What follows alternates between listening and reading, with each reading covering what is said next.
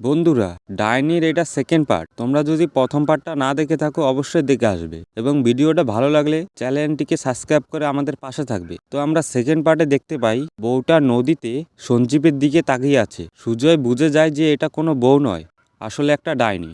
সুজয় তখন চেঁচিয়ে উঠল সঞ্জীব। তখনই হঠাৎ ডাইনি তার দিকে তাকিয়ে দেখলো। সুজয় তাকে দেখে ভয়ে কেঁপে উঠল। ডাইনিটা তখন বলে উঠল, কি হলো, আমাকে খুঁজছো? এটা শুনে সুজয় আরো ভয় পেয়ে যায় এবং আবার সে চেঁচিয়ে উঠল সঞ্জীব। তারপর সে ব্রিজ থেকে সঞ্জীবের দিকে দেখলো, কিন্তু সঞ্জীব তাদের দিকে তাকিয়েছিল।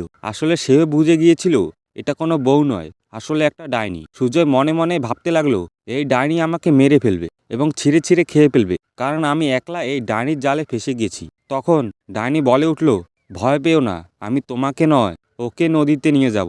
এটা শুনে সুজয় আরও ভয়ে কাঁপতে থাকে এবং সঞ্জীবকে বলতে থাকে, তাড়াতাড়ি জলের থেকে বেরিয়ে আয়, না হলে এই ডাইনি তোকে জলের তলায় নিয়ে যাবে।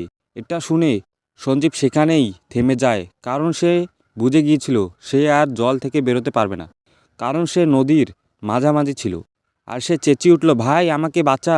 এটা শুনে ডাইনি সুজয়ের দিকে হেসে দেখল আর ব্রিজ থেকে সঞ্জীবের দিকে ঝাঁপ দিয়ে দিল। সুজয় শেষবারের মতো চেঁচিয়ে উঠল সঞ্জীব, আর সেই ডাইনি সঞ্জীবকে জলের তলায় নিয়ে যায়।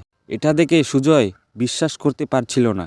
তার চোখে জল চলে এলো এবং কিছুক্ষণ পর সে সেখানেই অজ্ঞান হয়ে পড়ে গেল। তার যখন জ্ঞান ফিরল, সে দেখল সকাল হয়ে গিয়েছিল এবং তাকে 4-5টা লোক ঘিরে ছিল এবং পুরো ব্রিজটিতে লোকে ভর্তি ছিল। সব লোকেরা ব্রিজ থেকে নদীর দিকে তাকিয়েছিল। সুজয় দৌড়ে গিয়ে নদীর দিকে তাকিয়ে দেখল সঞ্জীবের লাশ জলের উপরে ভেসে আছে। সেই দিন গ্রামের লোকেদের থেকে সুজয় জানতে পারে এই নদীতে 200-300 বছর আগের থেকে এক ডাইনির বাস আছে। আসলে হয়েছিল, এক ইংরেজ এক সুন্দরী মেয়ের স্থিরতা হানি করেছিল এবং এই খবর পুরো গ্রামে ছড়িয়ে পড়েছিল। তাই সেই মেয়ের সঙ্গে কোনো লোক কথা বলতো না, কারণ সবাই বলতো তার এখন পবিত্রতা নষ্ট হয়ে গেছে আর সেই অপবিত্র হয়ে গেছে। গ্রামের সব লোকেরা তাকে কথা শোনাতো। কিছুদিন পর তার বর তাকে ছেড়ে দিল। তখন সে তার বাপের বাড়িতে ফিরে এলো। কাম্বে গাঁওয়ে তার বাপের বাড়ি ছিল, কিন্তু সেখানেও তাকে অনেক অপমানিত হতে হলো। সে লোকেদের কথা শুনে বিরক্ত হয়ে গেছিল।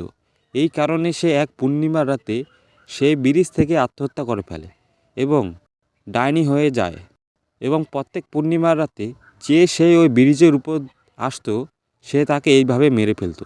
যখন গ্রামের লোকেরা এটা জানতে পারে যে এই ব্রিজের উপরে ডাইনির বাস আছে, তখন তারা রাতের বেলায় সেখানে যাওয়া বন্ধ করে দেয় এবং যাদের এই ব্রিজের সম্পর্কে জানা নেই তারা এইভাবে ডাইনির শিকার হয়ে যায়।